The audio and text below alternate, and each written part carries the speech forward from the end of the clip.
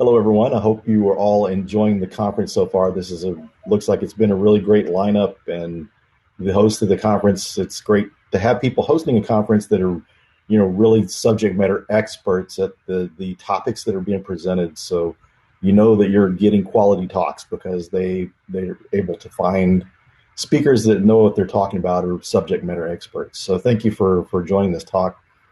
Uh, he gave my introduction, so you saw most of what is on this slide. But one of the things there is I was in the Tribe of Hackers Red Team edition, and that's how I got the opportunity to write the book, The Pentester Blueprint. The publisher asked me if I was interested in writing a book since I was in the Tribe of Hackers book. So that's kind of how I was able to do that. My book, The Pentester Blueprint, was based on my conference talk, showing people how to get started as a pen tester and learning resources.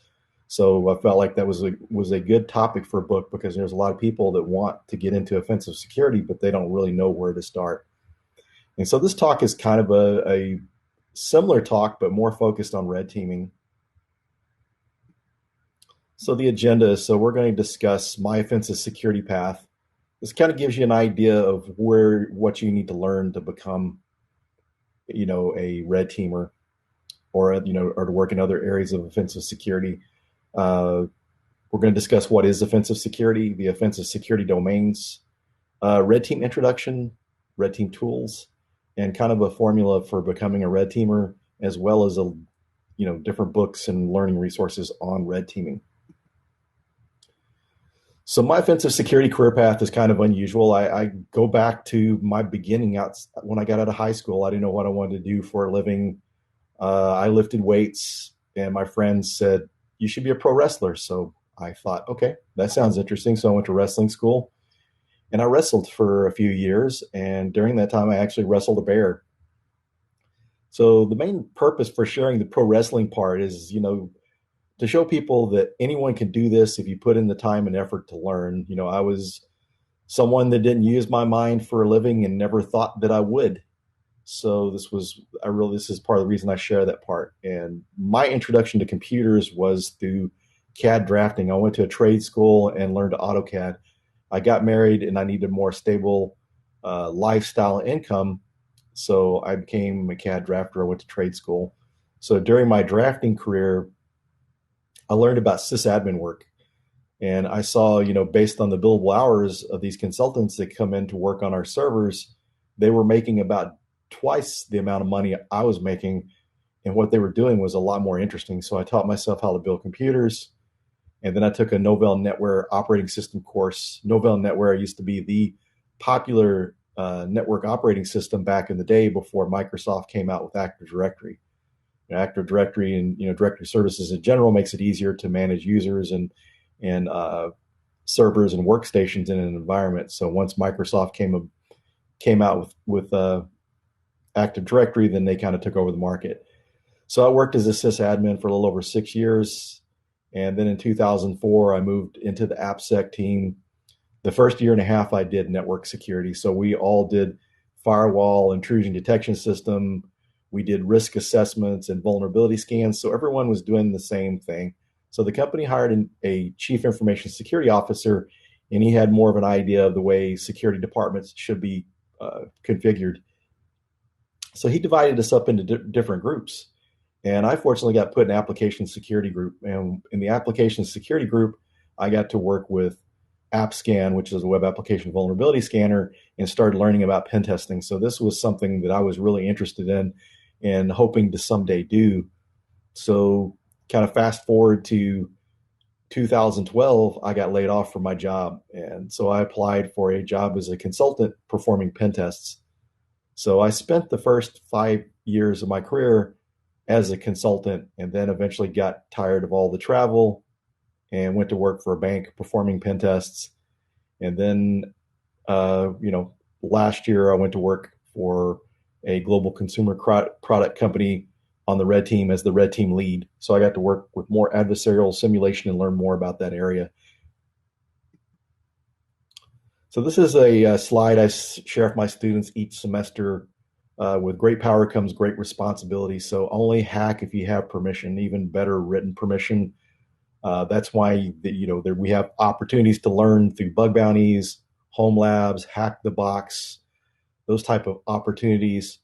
So and bug bounties. So be careful, because if you get in trouble with the law, then it makes it hard to find jobs. And this little sticker up there, hacking is not a crime. I'm a advocate for hacking is not a crime. We're trying to help clear up the name of hacking, because hacking was originally people that were curious, trying to reverse engineer things, building things, coding. Because you look at the hackathons are coding events. They're programming, trying to build and improve programs that exist. So the media over the years have started labeling cyber criminals as hackers. And so anytime you tell someone I'm an ethical hacker, they say, is there such a thing? Because the media is giving hacking a bad name. And so we're just trying to educate the media and people that hacking is not a crime. It's a skill that's needed for like offensive security and security research. So what is offensive security? It's assessing security of a target using adversarial tactics, techniques, and procedures, also known as TTPs, commonly known as ethical hacking. It's usually easier to explain that to someone opposed to Pentester or Red Teamer. And so the need of this talk came about was one of my last jobs where I worked as a Red Team lead. People there didn't understand the difference between a vulnerability scan, a pen test, or Red Team engagement. And, there's a lot of misconceptions around there. And so we're going to kind of clear some of those up. So the offensive security domains, just kind of generalized, there's pen testing and red teaming, but I've got listed the different domains and areas that are included in pen testing. So you have network, and this includes, your wireless as well as your wired network applications. So your cloud applications, binary applications, your cloud technologies, social engineering, physical security, hardware, and vehicles are also pen tested. So these are some of the areas there. And red teaming is that you still use the skills there of pen testing, but we're going to get more into the details of what the difference is.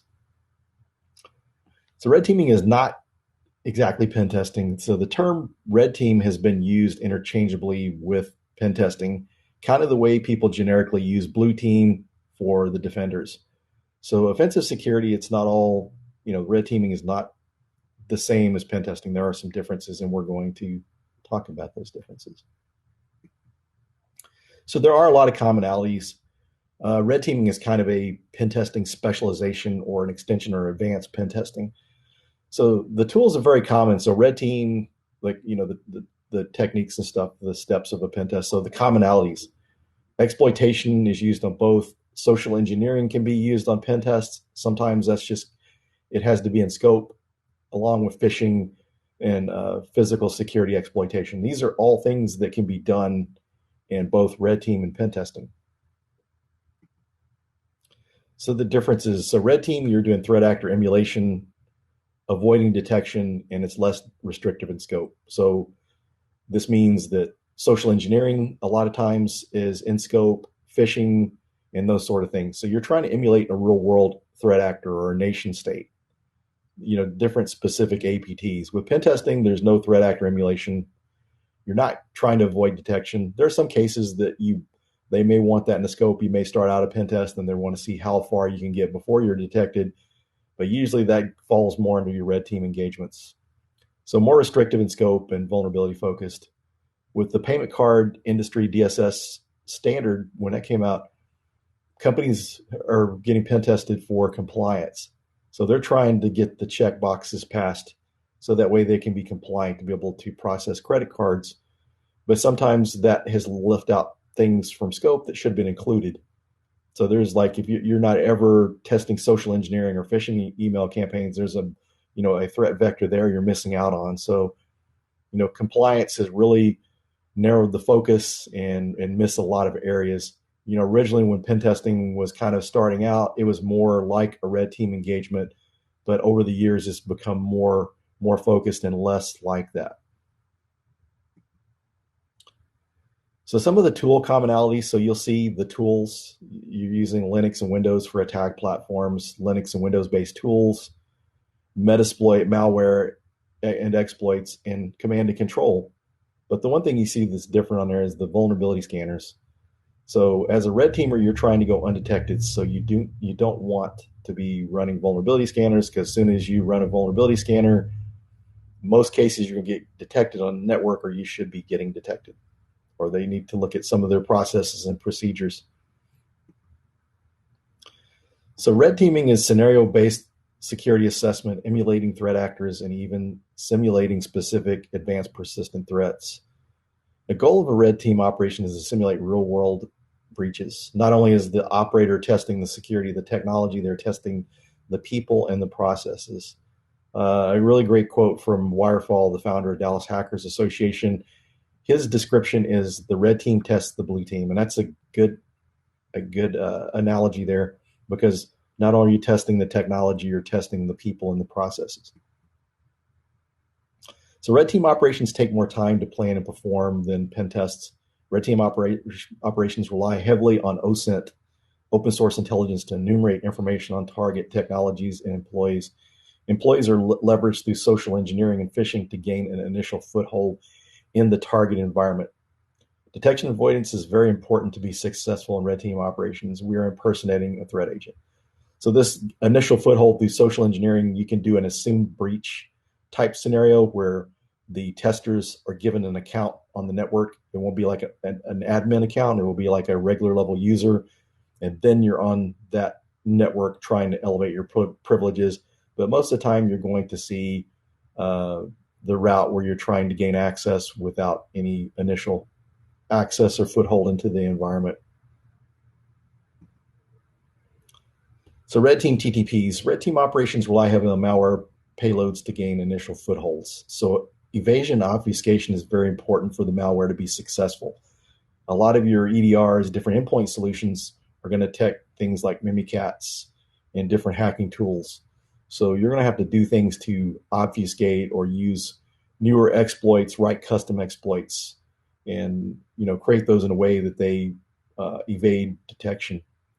So your command and control is an important tool used to control compromised systems, deliver payloads, elevate privileges, lateral use movement, and use for persistence. An example of persistence with C2s that makes it easier to maintain persistence. A lot of times, if you've exploited a system with Cobalt Strike, you can reboot your attack system and usually connect back fairly easy. So that this is, you're not constantly, if you lose connection, you're not have to exploit another system. You're connected in there, and you can have control over your initial victim as you try to elevate privileges and perform lateral movement in that environment.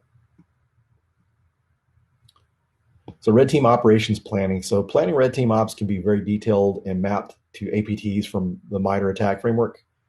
And you can use tools like Vector. Vector is a really nice tool for planning out your red team operations. They've got specific APTs and show you the different things involved with that, so you can map that out and track the success of that engagement. So red team ops can be even less complicated and not mapped to specific APTs using common TTPs, because they're, before these APTs happen, there's the first time for those to happen, almost like a 0 day. So you can be creative and use different hacking techniques, because that's just the way a real world attacker would think of things. They would see the environment, figure out how they're going to exploit it, and the best way to, exploit that environment, elevate privileges, and exfiltrate data. So some of these you can create on your own. So first, you probably want to start out with mapping it out to MITRE, and as you get more experience with it, then you can create your own TTPs. And another interesting thing you can do too is, using these, techniques, one of the things you may want to do in your environment or your customer's environment you're performing a red team operation for is look at certain APTs that are common to different industries. So there may be something that's more widely used in the financial industry. So you want to make sure to include those types, because those APTs are more than likely going to try to attack that environment. So you're making sure that, those are detected, and you've got things in place to prevent those exploits with those certain APTs. So additional benefits, a major benefit of red team testing is, testing the people, process, and technology, as we mentioned. During the operation, if these activities are not detected, the red team can work with the security to tune the security defense systems to detect this malicious activity, work on them, on their policies and procedures to detect those. And this can be extended to like purple teaming. And so purple teaming is kind of an extension of this. It's kind of a hybrid. So the red team is working with the blue team to make sure that certain scripts are being blocked and detected. And so these can be standalone operations, and they typically are. So you'll see if you can execute certain PowerShell scripts or different hacking tools and see if it's being detected. If it's not, then you can work with the defenders until they're able to detect it. Just re-executing scripts and tuning the system so they can detect that. So this is a really good way to get your environment secure, because with your pen tests and your red teaming engagements and vulnerability scanning, that can take, months or years to get your environment and your program up to a certain maturity level and get it secure. So with purple teaming, automatically you can go through, when you run these, you're making sure you're testing for PowerShell execution and different types of scripts. So if you can block those certain types of methods, then you're going to make it more difficult for a real world attacker. So you put those in place, you're going to help improve your environment greatly. So that's one of the benefits there. Purple teaming has become very popular, and it really doesn't take a highly skilled red team. There's actually some different scripts out there that you can run that are that imitate or have signatures of common attacks, but they're not dangerous. That way you can execute and don't have to worry about risks. But they imitate those particular scripts, and you can work to block those. So becoming a red team operator, and kind of before I proceed into that a little bit further, to show the need of red teaming and pen testing. So a common difference there is a way to more simplify the two. Red teaming, you're trying to go through and find high impact vulnerabilities that can be exploited. You're trying to emulate a breach. So a real world attacker or nation state, they're trying to get in. They're not worried about finding every bug, every vulnerability, and exploiting everything. With a pen test, pen tests are great because you're trying to find every vulnerability and trying to exploit anything that can be exploited. That needs to be done. But sometimes you don't realize the severity and when social engineering is being left out. So with the red teaming, like I said, you're trying to breach. You're trying to perform a breach. You're not looking for every single thing, but there's a need for both of those types of testing. So I wanted to make sure to clear that up. So becoming a red team operator, so you need to build the base. And one of the things I want to really share with people in India and some other countries that other companies throughout the world have employees there. They outsource and offshore work there. When I was a red team lead at a global consumer product company, we were looking to add someone on our team in India, and it took a long time to find something.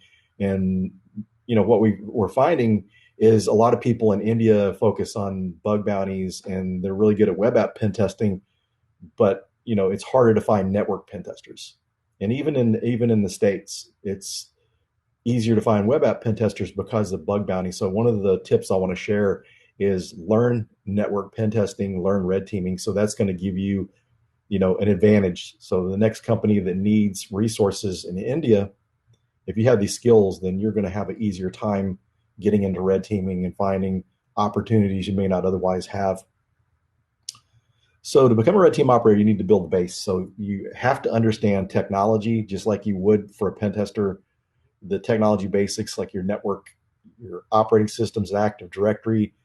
Red teaming deals a lot with trying to exploit Active Directory, because of Active Directory you're using to manage users in your enterprise, managing servers. So if you get like domain admin, then you can do a lot of things. So Active Directory is a big target. It's a high value target. So understanding Active Directory and how to hack that is important. So you're pen testing and hacking skills. So you need those tools and techniques to be, red team operator. Programming and scripting is important. You can get by with limited skills or not know how to program, but the more you know these areas, the better you're going to be. The best pen testers and red teamers I know of write their own scripts and code. You look at some of these other people, like from SpecDrops, Harmjoy writes tools, uh, Byte Bleeder writes the crack map exec tool. And so be able to write these tools, so some of these people that at that level, if they find a vulnerability, these are the kind of people that are finding ODAs and they can create tools. So Python is a good way to create scripts in a quick manner. As you get into like your C, it's going to take a little more time to write, but PowerShell is important. It's a really good to use for pen testing Active Directory in different Windows environments. Golang is a great language because it's a compiled language and you can create portable executables.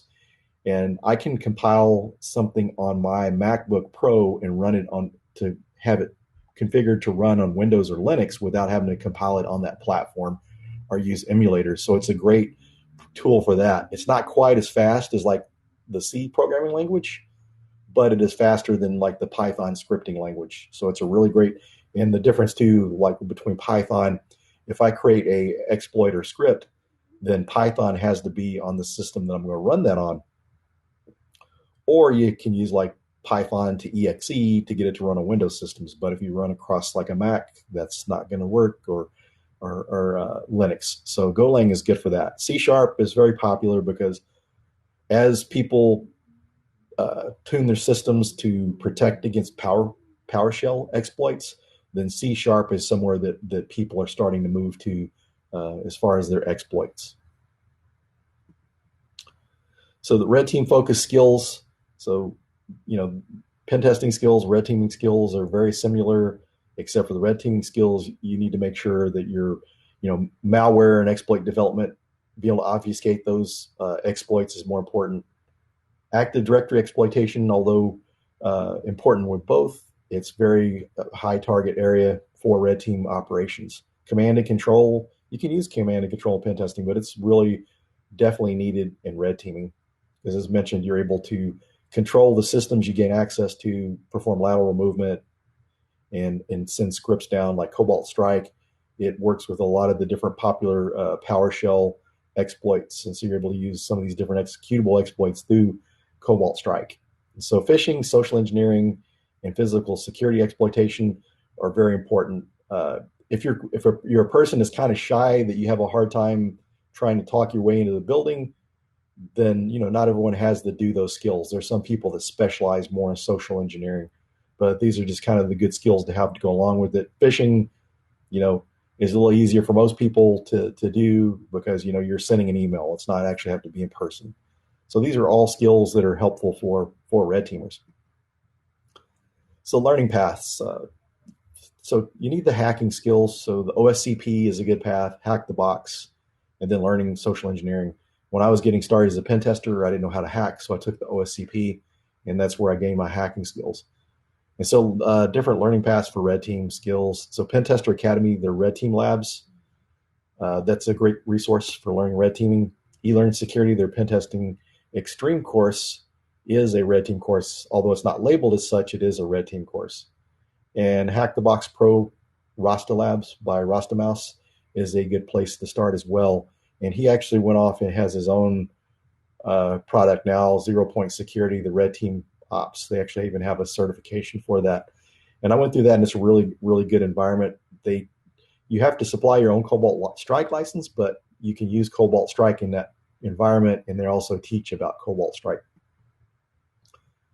So resources and tools for your APT planning. MITRE ATT&CK is a great resource. And Vector, the tool I mentioned earlier, is for mapping out your APTs for your red team operations. And then command and control, the C2 matrix has a list of different C2s, free and paid.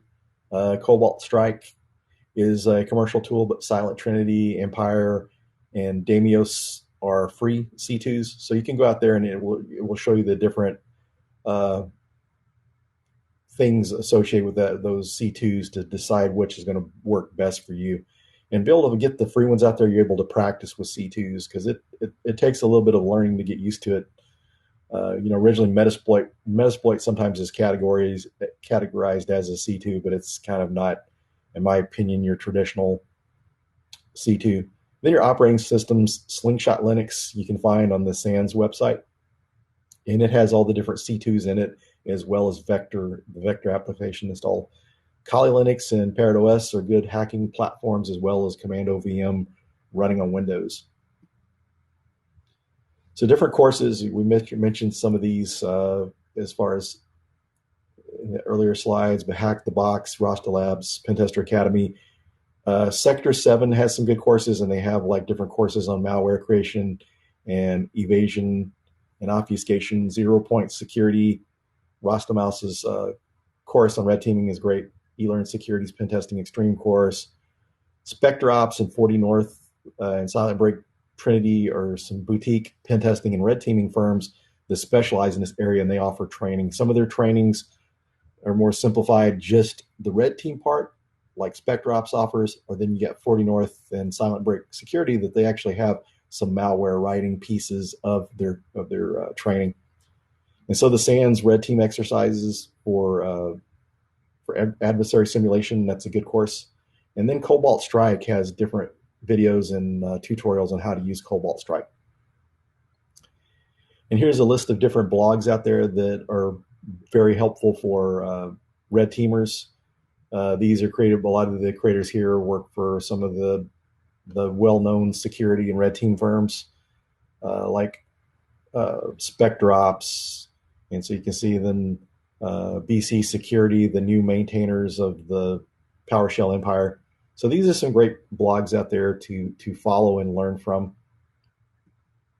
And then books, Red Team Development and Operations, a Practical Guide. This is created from a former Spectre Ops employee. And so this book will kind of help you start up your red team, as well as tell you some of the documents that you need for red teaming, and really helps you manage and set up a red team. So that's a really great resource. The Red Team book, the hands-on red team tactics, this is more hands-on, and this even covers Cobalt Strike. And then the Hacker Playbook, the Red Team Edition version 3 of that book series, it focuses more on red team. So certifications, there's not that many out there yet. I figure SANS will be probably eventually adding a certification, but 0 Point Security has their certification. Pentester Academy has one as well as eLearn Security. And eLearn Security, by the way, was acquired by INE last year, so it's part of their content. So you can get like a subscription and get access to all of their security, BlueTeam and offensive security education for a really good price. A little bit more than what one of their courses used to run. You can get a year's access. And so pen testing focused certifications, your OSCP, your OSCE, any of your certifications from offensive security, your SANS certifications, and your eLearn security certifications. eLearn security, I'm starting to see people looking for those certifications. So those are worthwhile, and they're a little less expensive than like your SANS certifications. And so we're going to open this up for questions, but here's my contact information. Before I started teaching and presenting at conferences, I did a lot of mentoring, and I still do. So I'm happy to answer questions and provide mentoring. So please feel free to reach out to me.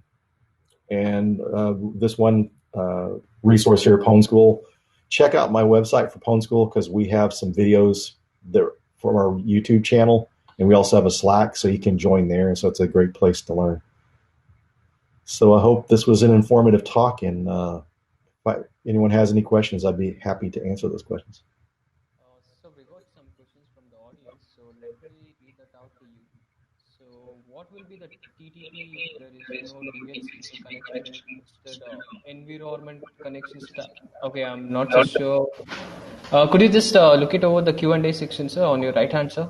Yes. Sure, sir. Go back to that screen so I can see. Okay, let's see the Q&A. Oh, okay, yeah, I got it. Okay, what would be the TTP if there is no DHCP connection, instead of environment contains static connection, and how internet network? You can run, if you're on the network, you can run a tool like Net Discover to discover. You'd have to figure out the IP ranges on that network, and then assign a static IP address.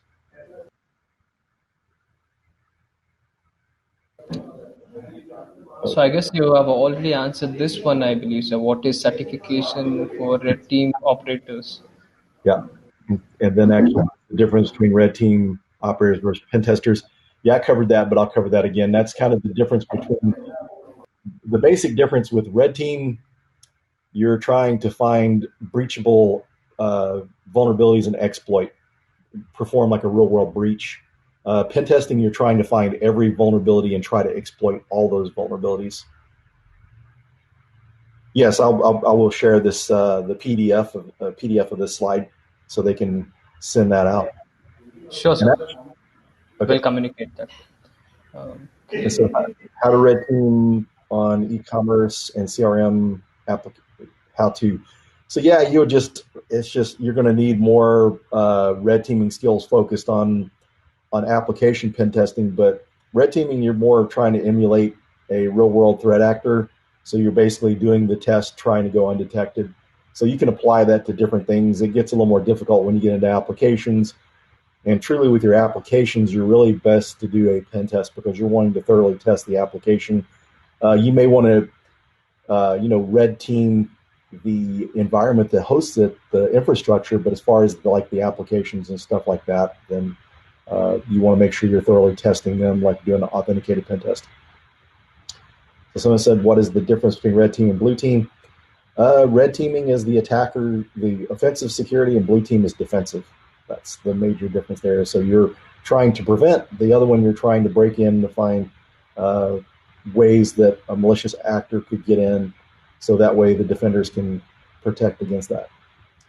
Someone says, from a career perspective, red teaming or IoT, which should I cover first? They're two very different things. IoT is very popular. I would say that IoT security is probably going to be easier to get into. And honestly, if you're go with your passion, what really interests you. If you get into a part of the field or your career that you really like, you're going to spend a lot of time learning and researching. So do what you like. That's what I've done over my career. It took me from sysadmin to pen tester to red teamer. So, follow your passion. Do something you like because it takes a lot of time and studying. So you want to make sure it's something that you enjoy. So what are the benefits of red team? The benefits of red team is preparing, how your company would react towards a real world attack. See how they respond. That's some of the benefits. If you're just performing pen tests, then you're not going to know how your incident response people are going to respond if there's an actual attack. So this is a better way to. It's a step beyond pen testing. So you really want to start with your vulnerability scanning and pen testing. Once your environment starts to get matured, then you could progress to like red team engagements. So what all things can we do with Nmap? Nmap is a great tool. You can test for open ports and services. You're able to fingerprint and identify the target systems that you're pen testing. So if you're doing your reconnaissance on that network, then you can find out what operating system it is, and then you can find exploits that you can use against that. There's some different scripts that are created for Nmap that you can run like a vulnerability scan with the vuln NSE script. You can test for different specific vulnerabilities and misconfigurations with Nmap. So it's a very powerful tool, and one of the tools I use the most in pen testing. So OSINT resources, Shodan's a really good resource. There's like Census is a good one. One of the things I would look at is there's Joe Gray does a lot of OSINT courses. So look for some of those OSINT courses. They're usually pretty inexpensive, and sometimes people offer those for free. So main thing with that, there's difference like your people finder, OSINT stuff. You're trying to learn to track someone down with OSINT as a red team or a pen tester. You're trying to find resources and people. I mean, you can even use like LinkedIn, using social media to you find someone that works for the company. You're able to go in there and look at what systems they're running, so you know what you could possibly attack in those systems. Hashcat is for cracking password hashes. So if you're using like Responder on a network, you can dump password hashes, and then you can use Hashcat to crack those password hashes. John the Ripper used to be the popular tool, but Hashcat is a GPU hash cracking. And let's see, physical security penetration testing. That's where you're trying to see if you can gain unauthorized access to a building. So sometimes that is simply as tailgating behind someone, following closely, trying to get in as someone with badge access gets into the building, following them, picking locks, or even cloning badges to get in. So that's what that consists of.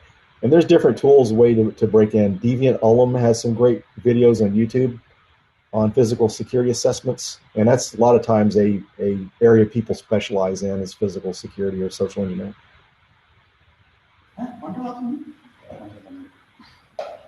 Any more questions, guys? Okay. Someone said, actually, what is the actual use of Metasploit? Metasploit is a exploit framework. So prior to Metasploit, you would have to get scripts and programs and run it against the vulnerable systems to gain access. But HD Moore, the creator of Metasploit, created Metasploit originally to catalog and manage his exploits, and then it just turned into an exploit framework. So if you find like an Apache Tomcat vulnerability, you can search in Metasploit and it'll show you associated exploits for those vulnerabilities. So you can actually do searches within Metasploit for exploits to work on those. Sometimes you have to go manual and go to exploit DB, but Metasploit, a lot of times people will write those exploits for Metasploit. And it usually makes things a little faster and easier to manage. With Metasploit, you can get what's called a Meterpreter shell. And with Meterpreter, it will allow you to like dump password hashes and do a lot of things that a normal connection wouldn't allow.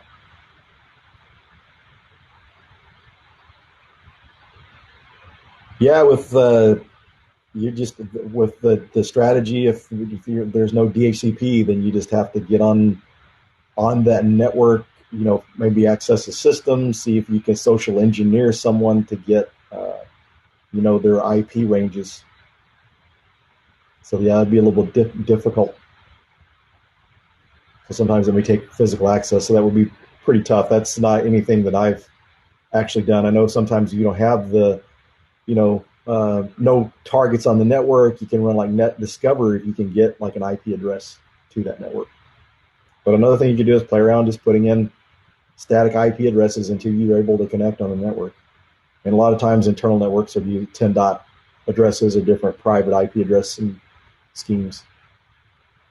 So I'd imagine if you could Google that and find probably a lot of different things out there. So what's the difference between you mean HTTP or F? Because the FTP. I guess it's HTTP, sir. Yeah, HTTP is a TCP protocol. So I mean, it's a family because there's like FTP is a file transfer protocol. HTTP is a web-based the protocol that web services uses. So your websites use HTTP to communicate. And so TCP is just a member of those TCP family of protocols. Okay, is red teaming globally accepted when we approach a commonly tested with? Is red teaming globally accepted when we approach a company that tested? Yeah, you don't approach that on your own with red teaming. You want to make sure you have permission. So usually there's not like any kind of bug bounties for red team type stuff. So you want to be careful there. That can be mistaken for malicious activity. There are many fake domain names out there on the internet. How to eliminate them? That I don't know how you would do that. If you're the company that owns the domain similar to that, I guess you could report that. I'm not really sure how you handle that. A lot of that's going to be educating, your consumers and people that work for you on how to look for the fake domains and alert people when these domains come out. So any red team strategy to detect web-based attacks, specifically SQL injection cross-sector, it's easy. Well, with red teaming, you're basically doing a threat actor emulation. So you pen testing. You're going to use any kind of pen testing technique or bug bounty type research technique for those types of attacks. With pen testing and red teaming, you get more specifically into exploiting, like bug bounty. A lot of cases, you're just trying to see if it's vulnerable for that, but not necessarily exploiting. So I guess one of the things you could say is you're actually exploiting those vulnerabilities instead of just detecting those. What all communities are there on the internet to publish zero-day exploits and vulnerabilities? As far as just exploits, Exploit DB is a good place to look, but I would look on Twitter and find some resources there. I mean, there's some sites that sell 0 days, and some of that you may have to find like on the dark web. So I'm not really familiar with purchasing or finding 0 days like that. So someone says Aircrack NG or Fern Cracker is best. Aircrack NG is good for more manual testing, but Fern Wi-Fi Cracker lets you automate it. And actually, there's some other ones out there that Wi-Fi I actually like better than Fern Wi-Fi Cracker. Fern even has like a professional version, but basically and there's also BetterCat, which is a man-in-the-middle tool that you can perform Wi-Fi pen tests with. I actually wrote a book for the Ethical Hacking Network on Wi-Fi pen testing. What is your opinion about future of pen testing in upcoming artificial intelligence world? I think it's just going to create better tools because an example here is your web application vulnerability scanners or vulnerability scanners in general, especially web app vulnerability scanners, find a lot of false positives, and it's up to people to go through and make sure they're valid findings. So I think artificial intelligence and machine learning are going to build better tools to be able to build better vulnerability scanners, but it's not going to replace people anytime soon. You'll be able to replace a lot of other functions before you do pen testing.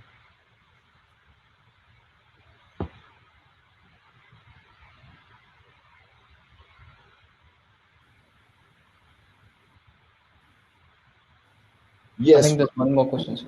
yeah, for the standard for pen testing, the PTES, the penetration testing execution standard, that's a great one out there for that. Some of those other books, and a lot of the pen testing and red teaming was kind of similar, so a lot of the topics was covered in PTES, and the penetration testing execution standard was created by Dave Kennedy, Carlos Perez, Chris Gates,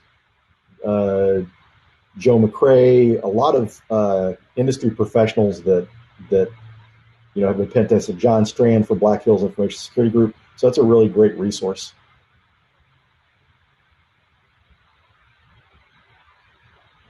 There's typically for red team you're trying to evade it, but if you're getting blocked trying to get on a system, then I guess that's a way to detect it. Is Bloodhound detectable? Yeah, it can be. It can be detected, but it's because some of the tools you use to collect that information. But it's interesting. Bloodhound is really a great BlueTeam tool too, so you're able to go out and run that and find the vulnerabilities. There's also some automation that you can extend Bloodhound. There's a tool, I'm trying to think what it was called, but there was a tool that took the Bloodhound technology and expanded upon that, so you can automatically exploit those vulnerabilities. And so, yeah, another thing with Bloodhound too, if you're running any kind of detection for PowerShell, you're going to be able to detect that. But there's also like some C# ingesters for that.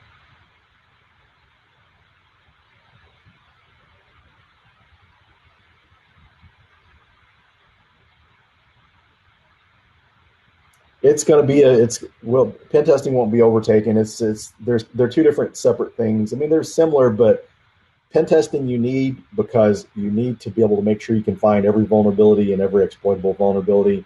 Red teaming, you're trying to perform like a breach. So they both go hand in hand. So they're both needed. So really, you want to do pen testing first, and then add like red teaming, and you could perform that. The same time. Maybe you perform a red team engagement, see if you can exploit that system and do a pen test. So they're both similar skills. I mean, so they're both needed. And red teaming came out of pen testing not covering some of those items, the more adversary simulation. Yeah, WAF Wolf, I guess, is some kind of try to bypass web application firewalls.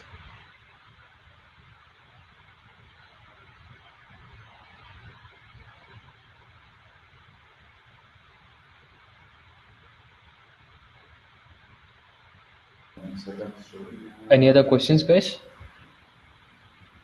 Let's see. Someone said, "Can you please share an experience in Red Team?" Yeah, one of the a good experience to share and show how to use some of the different OSINT tools.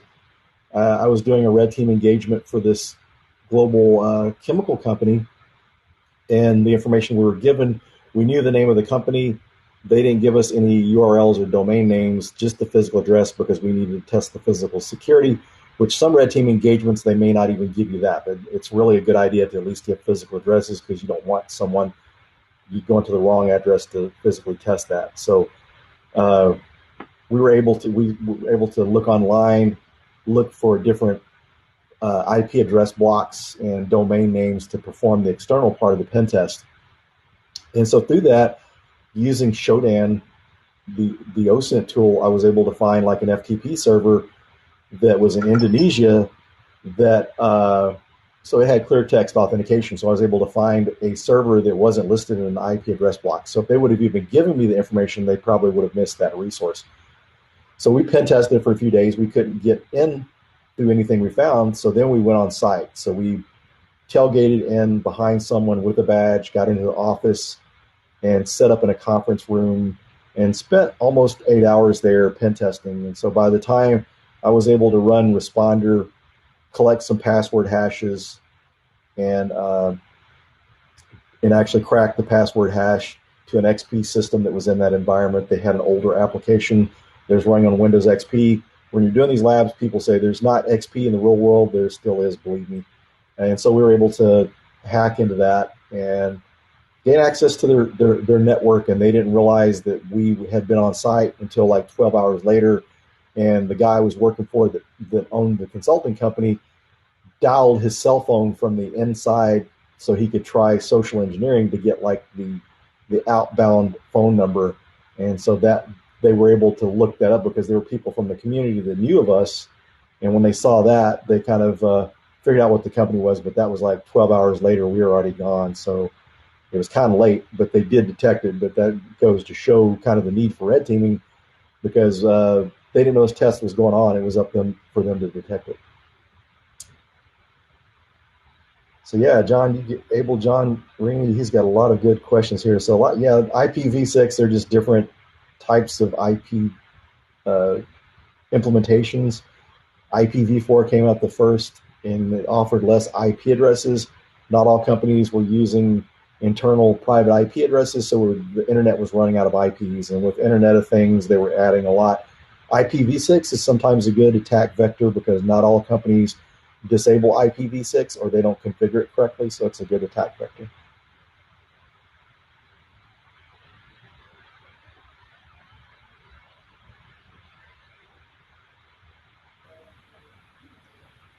Okay, so any other questions, guys? Would you like to ask anything else for our speaker?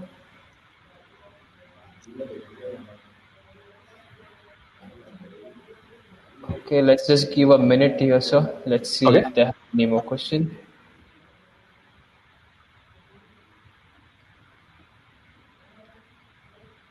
Okay, all right then, sir. Would you like to give any conclusion to the topic of today, sir? Any Yeah, one of words? the things I'd like to share, if you're wanting to learn this stuff, then build home labs. Put in the time to learn, but also too, if you're getting certifications, make sure you learn the content. Don't just memorize what you need to pass the exam. Learn it. Even you can study for the OSCP, but make sure you really understand the techniques, because if you want to get in the field, long after you've passed your OSCP certification, if you're going through an interview, if you know the content, it's going to make it easier for you to get a job. So not only get the certification, learn the content. Yes, sir. Definitely.